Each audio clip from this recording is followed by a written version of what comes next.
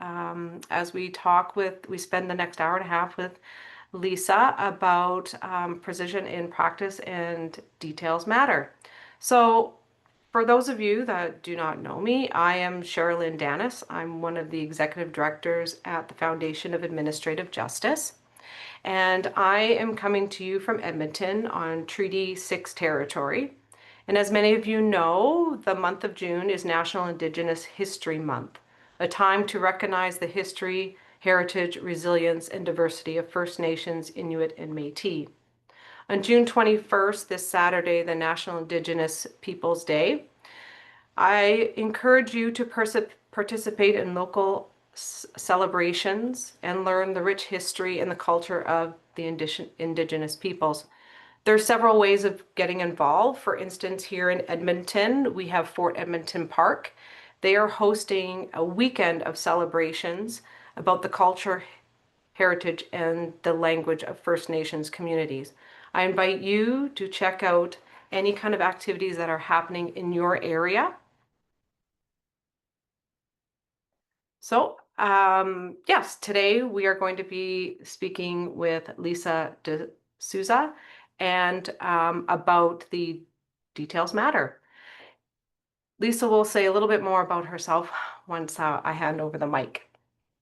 So, the Foundation of Administrative Justice is based in Edmonton, and we are a training organization that provides administrative law training to tribunal members, advocates, investigators, and staff members. Our training helps navigate and manage appeals, decisions, investigations, hearings, and other tribunal-related matters. We aim to bring justice to administrative law through education and fair processes. Today's webinar, our Lunch and Learn, is partnered with Adria. We've been doing this 3 or 4 years, I think. At first, we were in person, and once the pandemic hit, we still felt there was value of presenting Lunch and Learns, and now they're all virtually. Adria is the ADR Institute of Alberta and is a registered not-for-profit organization and professional association that serves as a source of alternative dispute resolution, information resources, and expertise in Alberta. You will see on the slide that there's a number of events that they will be hosting throughout the summer months. And if you wish for more information or to register, you're welcome to visit their website. And if you wish to stay connected with either organization or both, you can do so through their website, or we host Lunch and Learns usually every month. So just stay tuned. You'll see some invites into your inbox or on social media through LinkedIn if you follow the foundation or Adria. So now I'm going to pass over the virtual mic to Lisa, and I'm going to stop share, and Lisa will be putting up her PowerPoints. Hello, everybody. Just give me a second here and I'll pull up the PowerPoint. So welcome to everybody. I'm very excited to see you all here today. My name is Lisa de Sousa, and I am the Director of Regulatory Investigations with Veritas Solutions Incorporated. Essentially, I oversee and manage multiple investigations from multiple investigators through our various clients, and all primarily with regulatory investigations. So basically, anybody who is a licensed professional, if a complaint comes against them, there's a potential that we could be involved. That being said, my background is a registered nurse. I have been a registered nurse for over 25 years now, and I have been working specifically with regulatory investigations for over 10 years. And ideally, so the majority of my experience is under what we call the Health Professions Act, which is the legislation governing about 30 health professions in Alberta. That said, though, we also investigate in BC and in Saskatchewan under their various legislations. So today we're going to be talking about details, how important details are in and during or throughout the investigation. So the agenda is going to set out the stage for our discussion today. And through it all, we're going to reference a case study that highlights the importance of details in investigations. So each section of the webinar today is going to kind of build on this case study, so to speak. It's going to be used as an example to kind of illustrate how we can ensure that we're collecting the right details for an investigation, and how we can ensure that we're able to move that information forward and accurately depict what happens. We're going to also look at the different techniques we can use for gathering detailed information, namely interviews, collecting documents, etc., and what kinds of things we should be looking for in relation to details. And we're going to be looking at how to analyze and interpret those details. Okay, we're going to talk about the investigation the challenges that investigators face regarding detail management, and highlight some lessons that have been learned from past cases. And additionally, we're going to explore a little bit about emerging trends, specifically AI, and how it can support or hinder the focus on details. And as I said, we're going to be using a case review to kind of exemplify some of these things that we're going to be covering. And I just want to put it out there, a trigger warning for the case review. The case reviews, a couple of them are going to relate specifically to sexually inappropriate behavior by professionals, and others might reference elder abuse. So just for your awareness, if we're talking about cases, you might want to mute out if you feel that it's something that might be triggering for you. I will also ask that because we are a very large group, that if you have questions, feel free to throw them into the chat. We'll try to address them all, or the majority of them, at the end of the session, just in order to ensure that we can progress through the session in a timely manner. I just want to make sure we can get through all the information and provide lots of opportunity for discussion and questions at the end. So, the role of detail in investigations. Investigative work, when we're doing investigative work, paying attention to details is very crucial. It directly affects the outcome of our investigations, and it can ensure that conclusions are drawn, and that the conclusions drawn are accurate and reliable.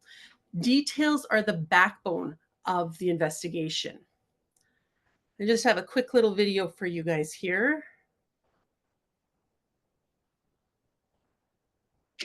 Medical examiner puts the victim's time of death at around midnight last night. This morning. It's last night until 11:59 and 59 seconds, and then it becomes this morning.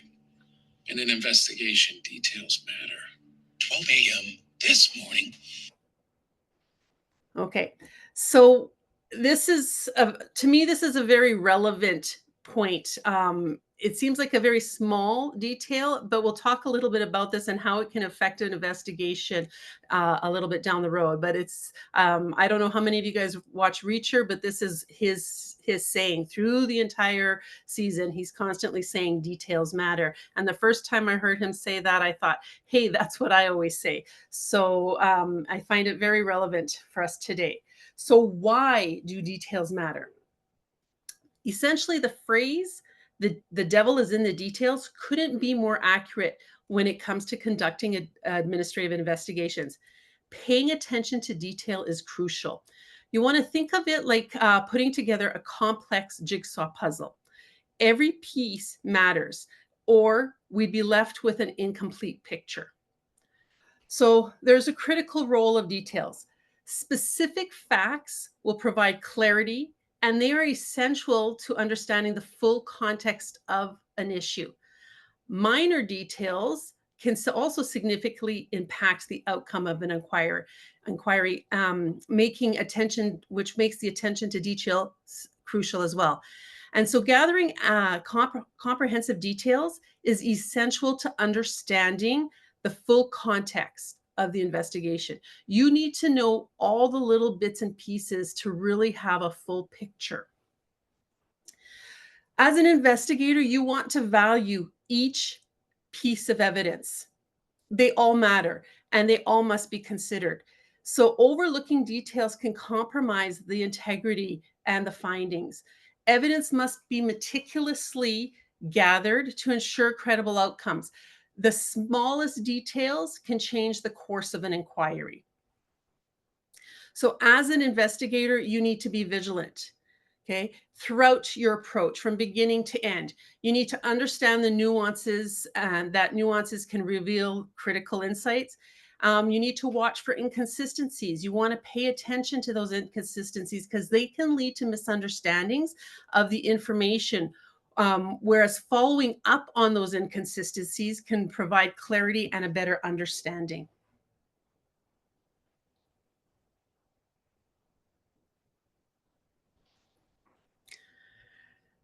So the impact of detailed investigations on an outcome. The thoroughness of an investigation directly impacts its outcome. Detailed investigations promote fairness, accuracy, and they enhance accountability within the organization. So ensuring fairness and accuracy. Detailed investigations foster a sense of fairness by ensuring that all the facts are considered. The accuracy is vital for maintaining trust and integrity in the investigative process. And it ensures meticulousness, helps with unbiased, objective investigations. Details support decision-making processes. Quality investigations provide decision makers with reliable data and insights, which helps them in making an informed choice, and it can lead to a fair and just outcome. And enhancing accountability and transparency. Thorough investigations enhance accountability by documenting evidence and providing clear findings.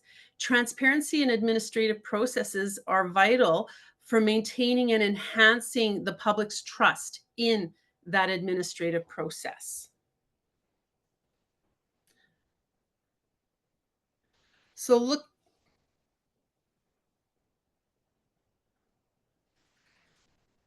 looking at a case study, I want everybody to just take a minute to consider a situation that you are aware of. Maybe you were the investigator or the decision maker. Maybe it was a colleague.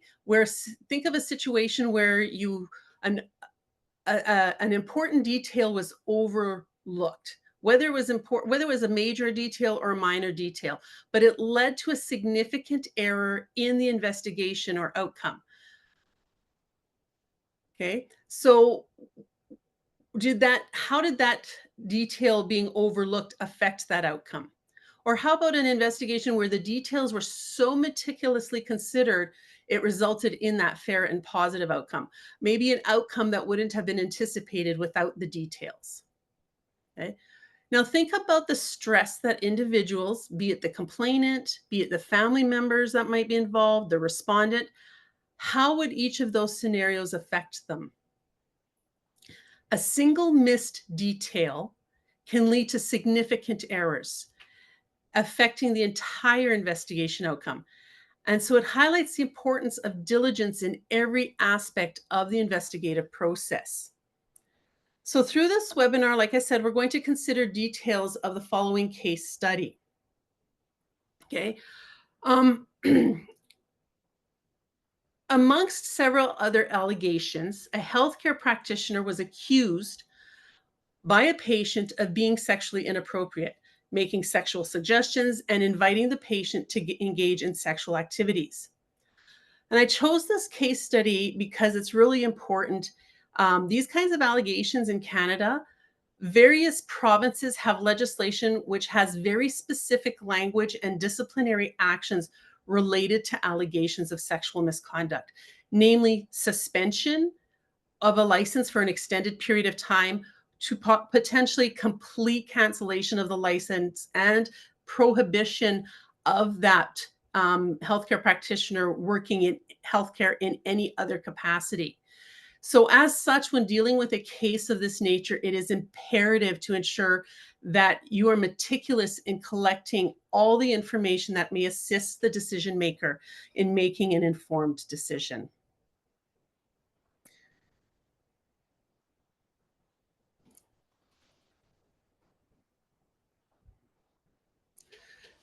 So how do we go about gathering detailed information? The first key is to stay objective. You want to avoid personal biases during investigations. Staying objective is paramount. Personal bias can cloud judgment and can lead to inaccurate or flawed biased conclusions. You want to focus strictly on facts and evidence. Okay? Focusing strictly on facts and evidence ensures a clear perspective, and no matter how detailed the complaint is, no matter how egregious the allegations are, you always want to remember that as an investigator, your role is to collect the facts. So focus on factual evidence. It leads to more reliable and credible conclusions in the investigation. You need to maintain neutrality in assessing the information. Essentially, this means that you don't want to develop theories and chase the evidence to support those theories. You want to collect all the evidence and then analyze the evidence objectively, and then you come to a finding of fact based on the evidence. And you want to implement checks to ensure objectivity. This can help maintain neutrality when assessing information. So how do we implement checks? Number one, recognize your own biases. Acknowledge that everyone has a bias, and work to identify situations where biases may affect interactions. Studies have shown that people who know they have a bias and admit them are they show less implicit bias in the end. You also want you want to reduce confirmation bias. So again, you avoid bolstering a hypothesis by unconsciously looking at the evidence or looking for evidence that supports your theory, and potentially minimizing evidence that might refute it. You need to consider all evidence by listing out the reasons the initial hypotheses might be wrong. Practice empathy. Treat everyone the way you would want to be treated. Ask open-ended questions and listen without judging. And then combat memory bias. Take notes during interviews and refer back to them to ensure that you aren't assigning importance to minor details. A standard of practice or a best practice is in today's day and age is to record interviews whenever you can, because then you will always have the most accurate representation, and it's easy to go back and make sure that you're accurately reflecting that information. So in the case study with the healthcare practitioner that was alleged to have been sexually inappropriate, how did the investigator maintain objectivity?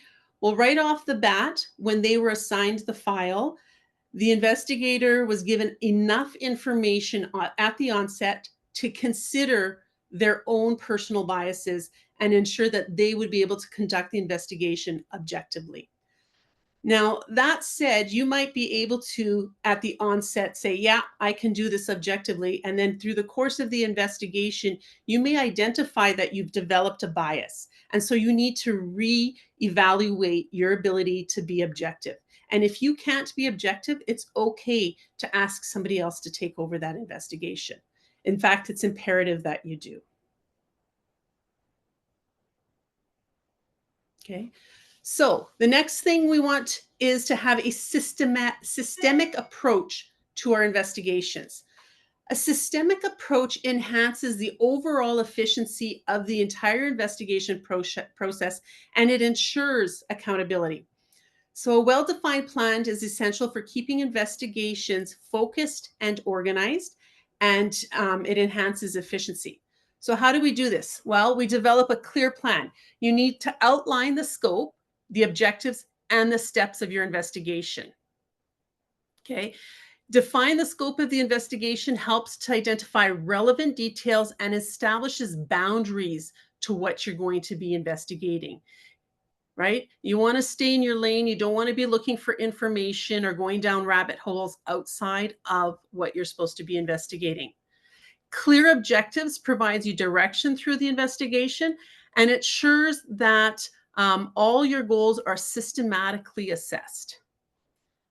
A step-by-step approach allows for systematic assessment of details and ensures that the investigation is thorough. You can use checklists and keep thorough records of the evidence and actions taken. Okay. Implementing checklists allows for organized data collection and helps avoid overlooking critical details. Maintaining detailed documentation will ensure that clarity, and it facilitates easier review of the information. And it also establishes a structured process for every investigation that it leads to more reliable outcomes. Accurate and comprehensive documentation of evidence ensures that a clear record of findings for investigations and supports conclusions effectively. Okay, so it's techniques such as systematic note taking, recording interviews, as I said before, and maintaining a chain of custody record for collection of evidence. It facilitates thoroughness. Insufficient documentation can lead to misunderstandings, misinterpretations, and it can lead to flawed outcomes in the investigation. You also want to cross-check information for accuracy and reliability, and we're going to talk a little bit more about this in a bit. And you want to regularly review the findings and seek colleague input if necessary. I think it's important to recognize that as humans, we're all fallible. We all make mistakes. And so establishing a systematic approach helps us to mitigate the risk for error. Following all these steps helps us to mitigate risk for error. So in the case study that with the healthcare practitioner, the complainant provided a 30-page complaint. Okay, outlining very specific dates, times, locations of various incidents. And of note, not all of these incidents were specific to allegations of sexually inappropriate behavior. There was multiple allegations that included the inappropriate behavior. Okay, they had specific details of things that they overheard or witnessed, where they were standing, what they were able to see. It was very, very detailed and specific. The respondent provided a written response to the allegation as well as information from the patient chart. And so the investigator went through everything provided. Okay, so the 30-page report or complaint, page by page, line by line, paragraph by paragraph, covered everything and highlighted every specific detail, including dates, times, room numbers, and then cross-checked all of that information in the written statements to the patient chart, identifying discrepancies so that they could establish areas for further follow-up.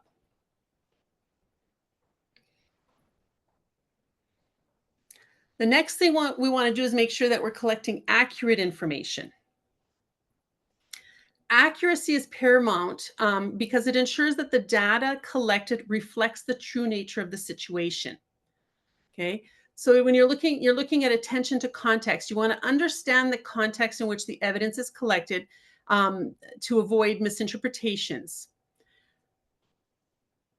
Accuracy ensures that truth is uncovered and justice is served. And various methods such as interviews, surveys, and document analysis must be employed to gather reliable data. And the collected data must accurately reflect the situation to inform decision-making processes effectively. So some of the things that come to mind in relation to collecting accurate information, one that I've seen many times over the years conducting investigations or overseeing investigations, is related to dates and hours of work. And it's not only in the healthcare industry, but in other industries, policing, etc. Any place where you're working shift work. Every organization has a different way of tracking their shift work.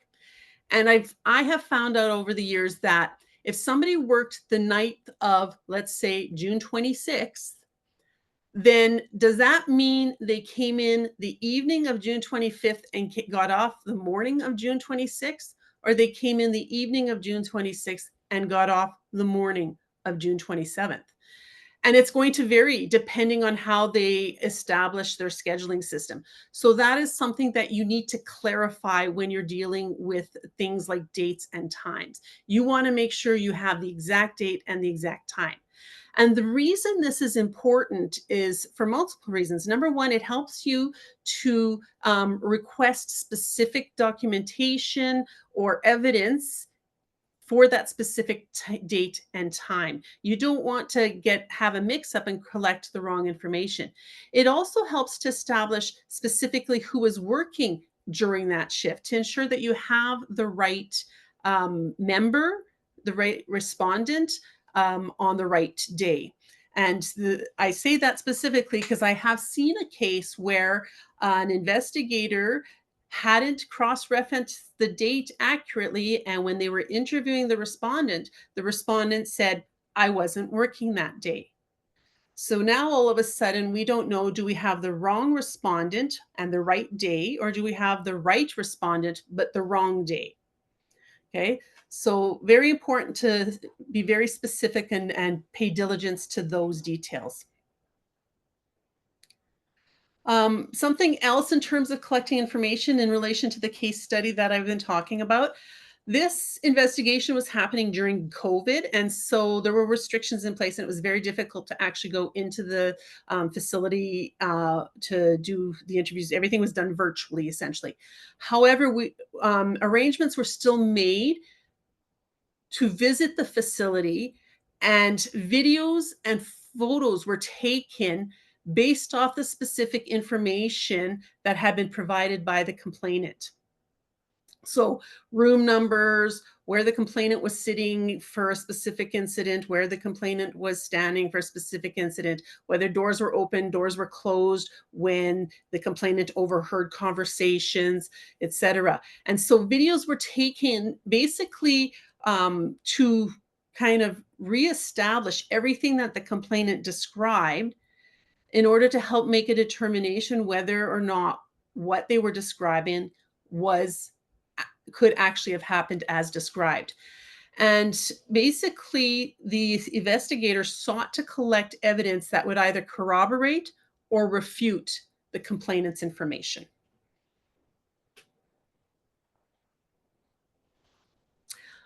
Conducting thorough interviews.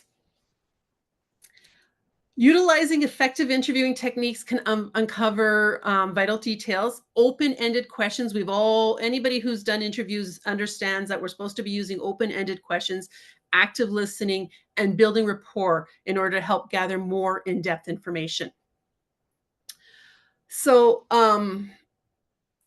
with this in mind, with the case study, what happened was that the complainant refused to be interviewed, stating that their statement was sufficient. So the investigator attempted to accommodate the complainant. The complainant had expressed that they were very anxious about being met. They were anxious about being recorded. They had a lot of anxiety about everything that was happening about the entire process. A lot of transparency in conversations, explaining what would happen, and it still wasn't enough. So in the end, the investigator said, hey, listen, how about if I just write out all my questions that I need you to answer, anything where there's, I need clarification on what you told me, and you can just provide an answer in writing and send it back to me.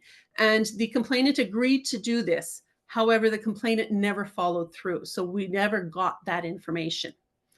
Other witnesses were considered who were able to speak to specific information based off the complaint. So the complainant identified specific people by name and said, this is what happened. And so those witnesses were interviewed. And some of them were, several of them were staff members.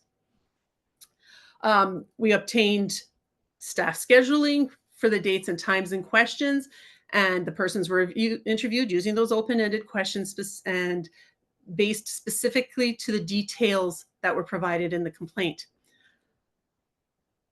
During the interview, one witness randomly offered that an audit of the complainant's appointments could be obtained from the electronic medical record, which would show the investigator each date of the appointment, the time schedule, the time the complainant checked into the clinic or to the office, the time the complainant was brought to the exam room, the time that the healthcare practitioner entered the office by logging into the computer, and the time that they logged out and left the room, as well as the time that the complainant left the room.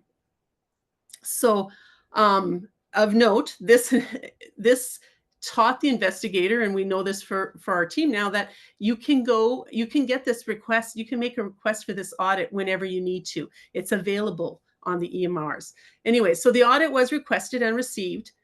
And then that information was cross-referenced to everything that the complainant said afterwards. Of course, the respondent went to interview, denied the allegations, and provided additional information as requested, answered all questions willingly and directly. Of note, you can also get an audit of charts of EMR records that show any edits that happened to that chart. So typically when you request a patient chart, you get the most recent version, but you can request an audit to show any edits that happen. So you get any original entries as well as any entries that happened along the way until that final day. So people are going back in and changing. If you're concerned about people going back in and changing information, you can get that information as well. So you need to verify the information. Verifying information is a fundamental part of the investigation's integrity. You want to cross-check data from multiple sources, which helps to establish the accuracy. You should remain aware of potential biases in the source of the information. And technology can assist in verification processes, streamlining efforts to ensure reliable conclusions. Just make sure that you're aware of the limits of the technology. The important piece is to cross-check all information from multiple sources for accuracy. And then review and analyze. Once you collect, the details must be carefully analyzed and interpreted. This involves identifying patterns, discrepancies, assessing credibility of the information. You're cross-referencing information from multiple sources to enhance the accuracy and the reliability of the data. It helps to uncover biases. It helps to uncover discrepancies or inconsistencies, as well as to identify gaps in the data. So if you're missing stuff, you know that you need to go back and make those requests or look for that information. So meticulous document review is essential also for uncovering details that support or contradict the claims. So you want to be conducting regular reviews to ensure that the information is not missed and to facilitate informed decision making. So you don't just like get all the information in and look at it once. You want to be looking at it repeatedly as new information comes in, cross-check it, etc. You analyze data carefully. It can help uncover patterns that lead to valuable insights and strategies. Regular review helps spotting inconsistencies in details, and it allows for corrections and accurate conclusions. You also want to discuss findings with colleagues, because having that discussion, having them review the information can provide diverse perspectives, and they may identify an inconsistency that you missed. And you want to adjust your investigative approach based on the information that you've analyzed. As you've got, as you're coming up with an analysis and you're identifying patterns or inconsistencies, you might adjust your approach based on that. You may, like I said, need to go back out and collect more information. So for example, in the case study, all the information was thoroughly reviewed, cross-referenced, verified, and analyzed. Every single point in the complaint was shown to be untrue or not possible based on the information in the complaint being discrepant or inconsistent to the information in the patient chart, in the audit of the appointment information, in the photos that were taken, in the videos that were taken, looking at the blueprint of the facility, and in comparison to some of the other evidence collected. So, for example, one of the examples was that the respondent is alleged to have left a specific room, leaving the door partly open, and ran to their office area where they laughed and told the staff, "I sure put so-and-so in their place." Okay, so the facility blueprint showed us, and the video showed us that one, the complainant would have had to, at minimum, be standing in the doorway with the door fully open in order to have been able to seen that the respondent went to their office. So based on where the room was and where the office was, the complainant would have had to have been in the doorway with the door fully open. And two, the investigator took videos of somebody talking on the other side in the office with the door closed as well as with the door open, and you could barely hear, you could hear mumbling, but you couldn't make out words. And they talked at they talked quietly, they talked loudly. There was like a lot of video footage to show exactly what could have happened and what could have been heard. And it was very difficult to make out specific dialogue from the office. Another allegation was that the complainant alleged the respondent was inappropriate with another patient, and the patient was described as a 30-year-old female. And the complainant said that they viewed this from the waiting room. So the appointment scheduler indicated that the complainant was in a room at the time that they claimed to be in the waiting room. Further, the appointment scheduler confirmed that the age and gender of all those in the room described by the complainant where this was alleged to have happened was, there was a 13-year-old female who left before the complainant arrived, and there was an infant accompanied by a male parent. Further to this, the blueprint of the clinic and the video showed that there is no direct line from the waiting room where the complainant stated they were sitting to the room they described observing the incident. So you might ask, well, could the complainant have been wrong about the days or the times, etc.? And it's very important to note that in cross-referencing all of this information, the investigator was very objective and continued to look at, like, okay, what if the complainant had made a mistake? And cross-referenced all of the appointment dates to make sure that there was no way that the incident couldn't have happened the way he described. Okay, and so again, cross-referencing information from different sources ensures its reliability. Ensuring reliability, you want to ensure the reliability by validating facts from multiple sources, reducing the risk of information. You verify facts to help. It helps by comparing information, which can reveal inconsistencies and inaccuracies. And uncovering inconsistencies in data is by highlighting different viewpoints or contradictory information across sources.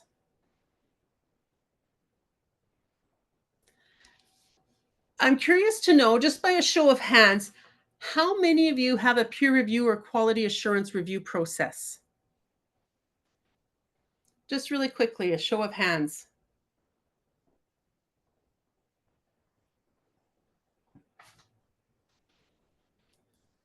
Sherilyn, I'm not seeing any people. Yeah, we look about 14, 15, and it keeps adding up that they're raising their hands. Okay, there are raising hands. Thank you. Yeah. Okay, so peer review is an invaluable tool in investigations. It is important to have fresh perspectives. So involving another investigator can introduce new insights, new viewpoints, and enhance the overall quality of your findings. Peer review can catch missed details. Again, we're all human, we're all fallible, we can miss things. And so a second set of eyes can identify overlooked details, which leads to a more accurate and comprehensive result. Peer review also helps improve the validity of the study by ensuring that all aspects have been thoroughly examined. And this collaborative assessment enhances the credibility of investigation outcomes and promotes continuous improvement in the investigative practices. So we learn from everything that we do.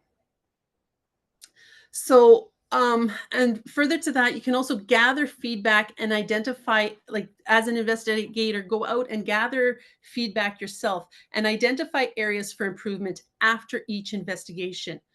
Talk to your peers, find out what you did right, find out what you could have done better. It helps identify areas where practice can be enhanced, and it encourages an open dialogue about the different challenges that were faced, and promotes a culture of learning and growth, not just for the investigator, but for the entire team.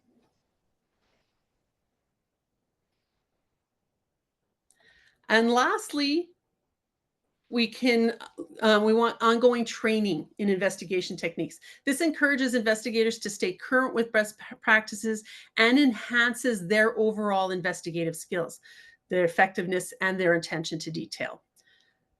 You enhance effectiveness with regular training. You can refine your skills and you can improve your decision-making capabilities. Attention to detail, ongoing training fosters a greater attention to detail, which is crucial for investigations to be successful and for critical analysis. And attending seminars and workshops can also help teams stay updated on best practices, fostering a culture of lifelong learning. So what are some of the challenges in gathering details? Of course, challenges, you can't gather details without challenges, such as limited resources, time constraints, etc. So understanding these challenges enables better planning and execution. So resistance from parties. Investigators often face resistance from individuals or groups involved in the investigation, which can complicate the process. So you want to establish trust and rapport through respectful and empathetic engagement. You want to communicate clearly and transparently. So let them know the purpose and process. There's no reason why they can't be told what the purpose of the interview is and what the process. Let them know up front what it's going to look like. Again, maintain objectivity by focusing on the facts and avoiding that personal bias. Use open-ended questions, document the interactions and evidence, etc. So everything that we've talked about already. Another challenge is incomplete information. So whenever you get a document that's incomplete, maybe you're missing pages, etc., you want to focus on critical gaps, right? Cross-check sources and stay flexible as new data emerges. But if you can't get all the information because maybe something doesn't exist, focus on those critical gaps. Focus your attention there. Organizational constraints. Understand internal dynamics, leverage policies, build key alliances, and document any barriers that are encountered. When you're dealing with time constraints, you want to make sure you keep your scope narrow, like stay within your lanes. You want to triage your leads. Not every witness needs to be interviewed. Who has the most relevant information? Who has hearsay information? Okay, and you might need to, if depending on the complexity of the investigation, you might run parallel tasks. You might have another investigator doing one thing while you're doing another. Evolving methodologies, so commit to continuous learning, right? Test new techniques, blend old and new methods, and always reflect on results.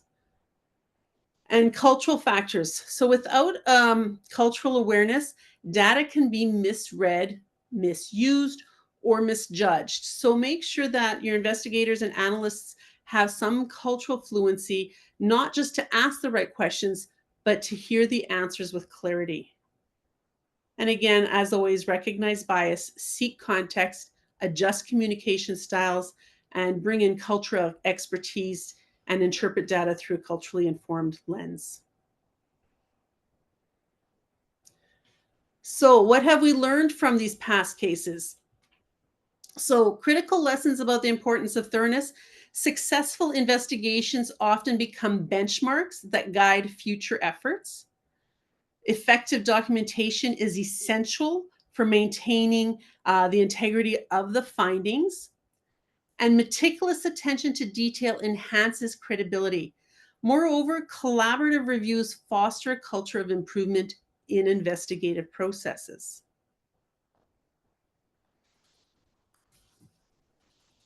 Successful investigations highlight the impact of meticulous detail collection. These cases serve, as I said, as benchmarks for practices and illustrate the value of diligence. Important The importance of detailed collection. It's crucial investigations. I've said this numerous times. You want to ensure that no information is overlooked. Successful investigations show that no information has been overlooked. You're focusing on minute details for achieving successful outcomes, and every small element matters. And you want to maintain thorough and accurate documentation. Documentation is key. Keep track of everything that you do very clearly and concisely. Successful investigations, as I said, also guide future practices and promote a high standard in the field. And proactively managing resources and timelines helps prevent issues and ensures smooth progress throughout the investigations. For investigations that have been compromised by lack of detail, when we understand these failures can inform future practices as well and underscore the need for thoroughness. So overlooking details, investigations will often fail when important details are overlooked, such as dates, and they can lead to significant gaps in evidence or conclusions. Each failure highlights lessons that can guide future investigations. So learn from your mistakes, learn from those opportunities towards better practice and outcomes. And the emphasis for thoroughness in investigations is essential to ensure accuracy and effectiveness in findings and outcomes. So we've talked about a few of the allegations and how specific the details were in relation to the allegations and the complaint. And if you're going to ask, what was the outcome of these investigations? I can't say specifically what the outcomes are. As a regulatory investigator, we are often, we collect the evidence, we present it to the decision maker, and then we're no longer involved. So we oftentimes don't know the specific outcome. What I can say is that I know that the investigation, that the decision maker had all the details in front of them. It was very, very detailed report, and they were able to make a decision based off of that. I can also tell you that in Alberta, some of the legislation, and specifically under the Health Professions Act, requires transparency, and many of the regulatory colleges post their findings, the disciplinary action, on the websites. And so this is public information, right? And so I have not found any hearing or disciplinary action on this specific case. So that's all I can say about it. I don't know specifically what happened beyond that. So values and risks. In our society today, we're becoming more and more involved. Like AI is becoming more and more integrated in our everyday lives as well as our professional lives, even into investigative practices.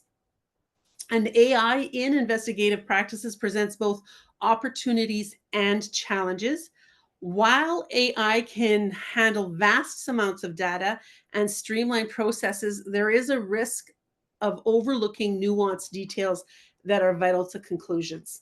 So, moreover, reliance on automated systems may create a false sense of security, emphasizing the need for balanced human oversight to ensure that accuracy and ethical considerations are in place. So if you're using AI, you need to use it with awareness that AI can miss some of those details, especially in an analysis perspective. So you want to ensure that you have proper mechanisms in place that those details are not being missed. So in conclusion, the importance of detail in administrative investigations cannot be overstated. Detailed investigations lead to more credible outcomes.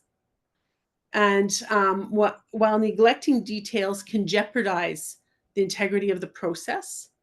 And by adopting best practices, investigators can enhance the quality and reliability of their work.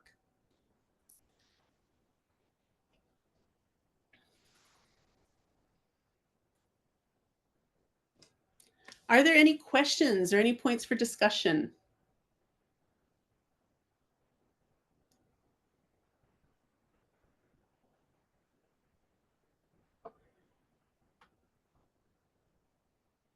Lisa, there are a few in the chat. Are you seeing that? Yes. Okay. I'm in the chat and I saw that it says I'm sharing the slides, but I don't see them. There was a black screen. Did everybody? No, that was earlier on. You're fine now. Okay. Okay. And you're welcome to stop sharing and then you can have the full screen available. Okay, perfect. Stop sharing.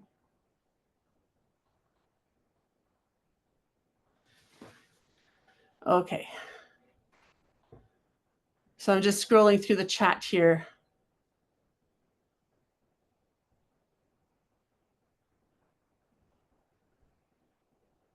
Okay, so yes, I refer to investigations because that's my area of expertise. But that being said, decision makers, mediators, arbitrators, these concepts apply to everybody when you're looking at information in relation to coming to a finding of fact or making a decision. You need to be paying attention to the details.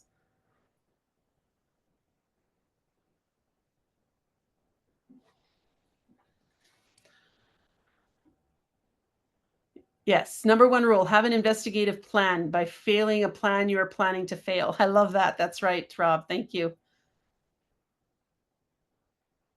Yes. Do we use a trauma-informed approach? Absolutely. That is one of the things that we do a lot of training in. You'll see more and more training out there in trauma-informed approaches.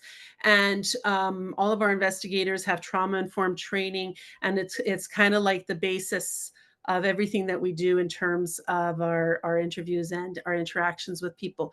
And to the point that even like when we're doing credibility assessments for some of our files, we do credibility assessments. And even there, we are doing the credibility assessment through a trauma-informed lens, meaning, if somebody has experienced trauma, their perceptions may be different, and how will that affect their credibility, etc.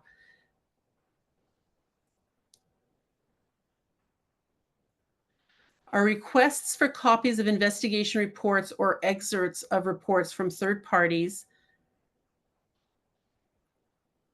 very common? Thinking about considering such requests from confidentiality, privacy, and fairness to the parties involved. This is Brian Buell. Can you unmute and maybe bring your question forward so I can understand exactly what you're asking?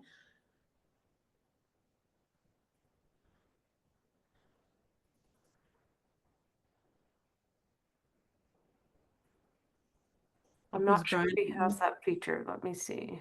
Oh, okay, they might not be able to. Okay, I'm going to answer it to the best of my ability based on what I think you're asking. Lisa, can you hear me? Yes, perfect. Oh, good. Yeah, basically, the concern is we've received multiple requests from third parties for either the entire investigation report, which is usually the initial request, and then perhaps a relevant excerpt. And we've received that from police services in the province, as well as other regulatory body investigators conducting an investigation and other third parties. And I'm just wondering if this is a common occurrence in the investigation environment. I don't think it's common. I know it's happening. I've seen court orders where the report has to be produced. And I know there's some legal counsel lawyers that are here and they might be able to speak to this more concisely too.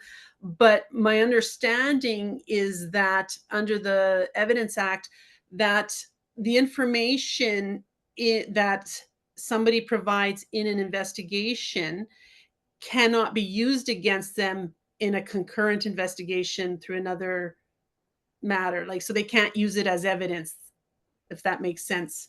If there's any legal counsel out there that can speak to that more clearly. But it does happen. I know that there are, and I know that a lot of regulatory investigation reports, they're not easy to get a hold of. People have to, like, they think that they can request them through FOIP, but the documents aren't FOIPable because it's not a public document. So is there anybody else that wants to add to that? And I think too, like in terms of the regulatory investigations we do, because we're dealing with a lot of patient information. And so we kind of become the custodians, and so they won't request it from us directly because everything that we have gets transferred over to the client. And so they would be going through the client because we are not the custodians of that information either. And so the clients, who might be the regulatory colleges or other firms, et cetera, they're the ones who would have to make that determination. Thanks very much. I don't know how much that helps.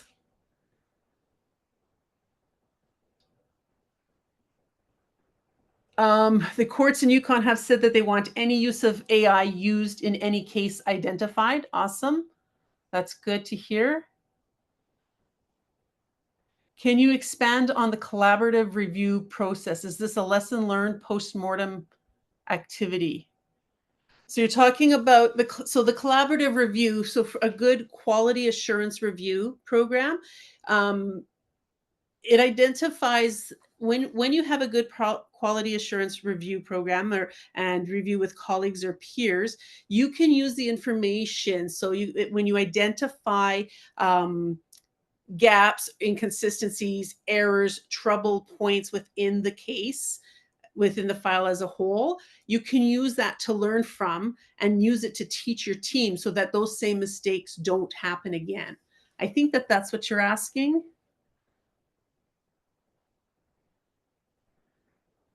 That's Karen. And yes, I mean, in a sense, it is lessons learned because that's just over time, having done it for so long, I've used that information whenever we come across something like that to teach the team so we can all learn from it. So for example, the EMR audit, where we could actually, I've known for a very long time that we can get an audit of the EMR record, but we didn't know that we could get an audit of the appointment scheduler. Right. And so that was something that was new, that was learned. And so that information was disseminated to the rest of the team so that they know when they're doing an investigation that that's potentially something that they can ask for as well. Or if it's not been disseminated to the team as a whole, when it comes up in an investigation that I might be overseeing, it's information that I would share with the investigator saying, hey, have you thought of requesting this information?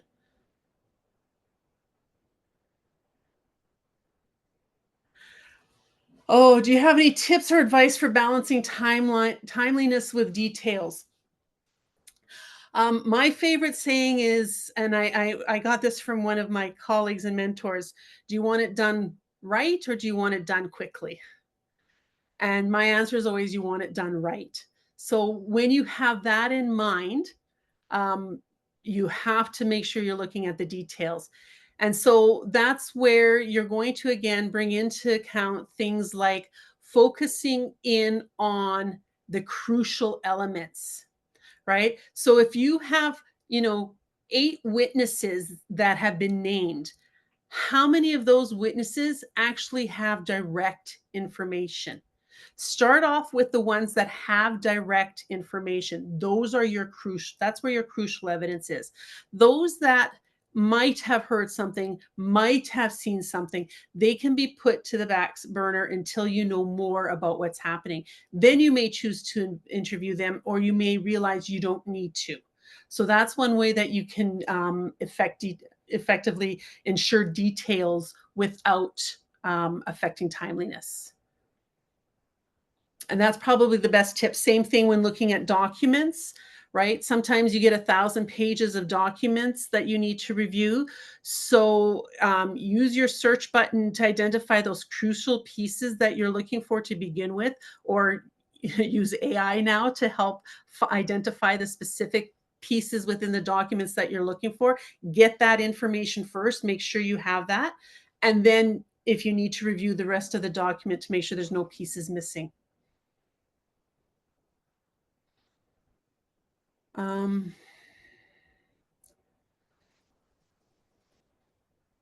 When you mentioned being able to see edits to treatment notes, what type of treatment notes software are you referring to? Just most healthcare industries have different electronic medical records, different platforms. There's always a way to get an audit of the full record, including the edits. You just have to ask for it. And sometimes typically when you get the document at the bottom, it'll be say edited on date. And that tells you right then and there that you know that there's an original document that you should be requesting. And sometimes you might have to deal with the EMR provider to find out how to get that document, how to get it. Sometimes the people you're working with within the organization where you're requesting the document, they have no clue how to get it. You might have to go through the provider, the experts on it. I hope that answered your question, Lisa. Sorry, if you're providing services across multiple and or new jurisdictions, how do you account for, learn, or develop cultural competency in a new cultural jurisdiction? That's a good question. Lauren, do you want to, I just want to make sure I understand exactly what you're asking. So if you can unmute.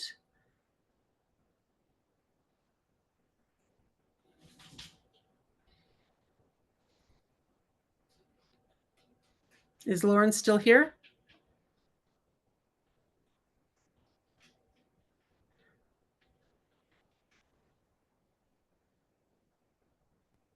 That's Lauren. Yeah. There we go. Okay. Sorry. Yeah. So I guess for us up here, I mean, we have 14 different First Nations. There is also other cultural groups here. A very high number of Filipino persons. So there's a very strong Filipino culture. So I guess when we're talking about some of that cultural competency, how do you develop that if you don't have that within your own group? Do you get an advisor to your group, or how do you manage that gap? Yeah, that's a great question. I would seriously contemplate looking at a cultural advisor. I know that, you know, like when we're doing investigations here, if I have something where there is an indigenous person or a request, I always find an investigator who has some training or cultural sensitivity to that. So I look for the specific people within my team first.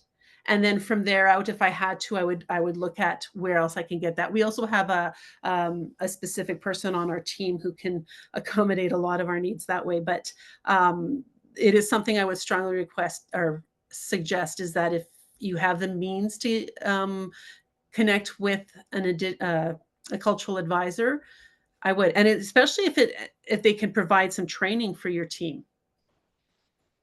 Right? Because that's the thing. There is always differences in cultures across the board, and it's difficult to always be on top of. You never know which culture you might be introduced to with your next investigation, right? Or your next um, um, mediation or anything decision. So you might have to look at doing some of your own research too.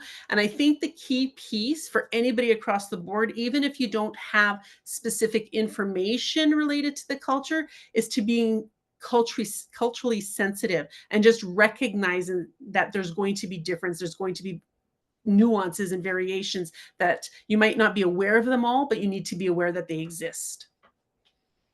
Okay, And thank you. take that into consideration.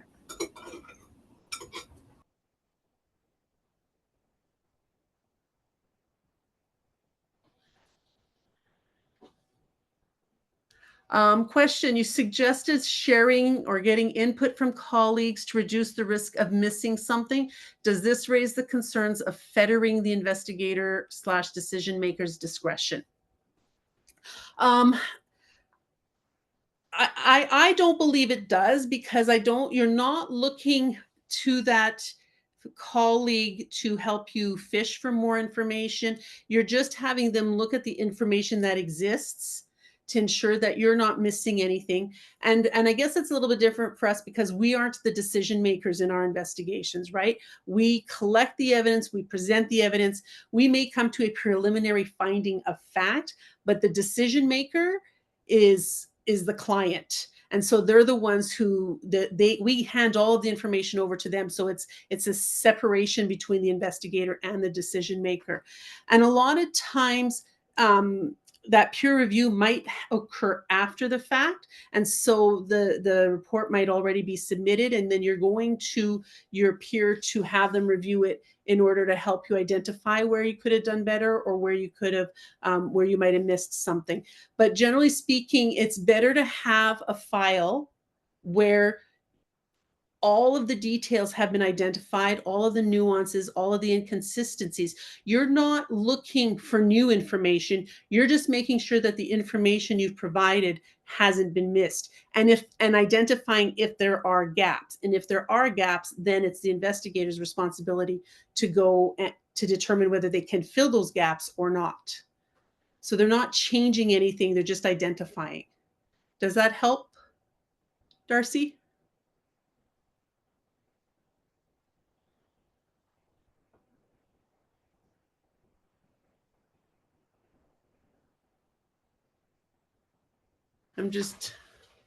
No, I'm okay. Thank you. Okay, somebody said they're very interested in what training is available in the trauma-informed approach for investigators. It's more so just a trauma-informed approach, period. So like you just look for any trauma-informed training that exists, whether it's for investigators, whether it's for mediators. There's lots of them out there. There is, I don't know, Sherilyn, can I talk about trauma training that's offered elsewhere on here? Okay, so there is training called FETI training, which is forensic experiential trauma informed interviewing, and they're like, the gold standard up there.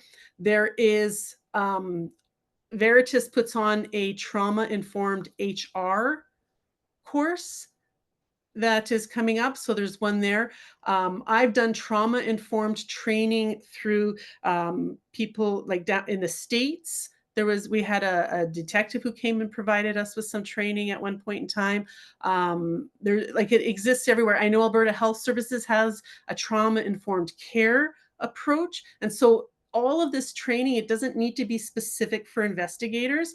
All of this training, the key element is its trauma-informed approach. And so that's what matters. And so you apply that approach to everything you do, whether you're an investigator, whether you're a mediator, whether you're a decision maker, et cetera.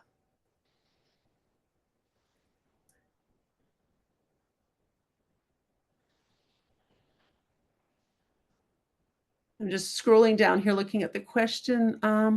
When you mentioned running documents through AI, what AI program are you using? Would it have to be on your own server as we have no control? Absolutely, yes. So you have to make sure that if you're using an AI program, you're using an AI program that is closed, meaning that your information doesn't go out to the internet because it's confidential, but the server pulls from the internet to help you. And then, so there's so for example, Microsoft has Copilot. You can be Copilot, which is broad and open, and everything you put out stays out.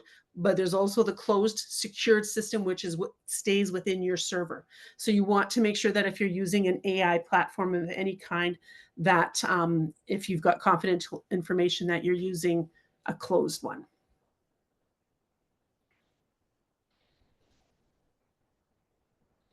Any other questions? I think I scrolled through them all. If I scrolled and missed yours, feel free to raise your hand and ask now. We've got a little bit of time left.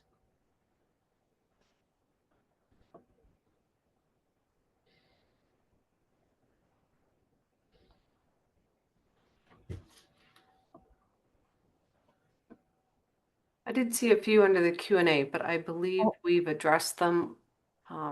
Yeah, Darcy put theirs in the chat, the review process, and I think Christine's you've probably already answered. Yeah. Good.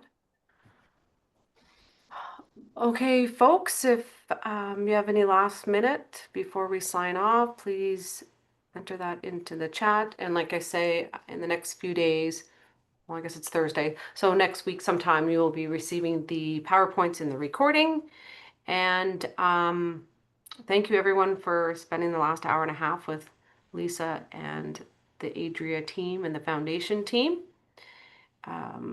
Yeah, we do have an investigations course that we offer. That's later on in the fall. You're welcome to check that out on our website. And yeah, Lisa takes a moment to look at the chat. Excellent. Yeah. Thank you. Thank you all for coming. Snack and learn. That's a good one. I like that. But it's a little bit yeah, I bet that it's coming from New Brunswick. It's probably almost close to supper time. So, okay, everyone. Thank you very much. Have a good rest of your day and upcoming weekend.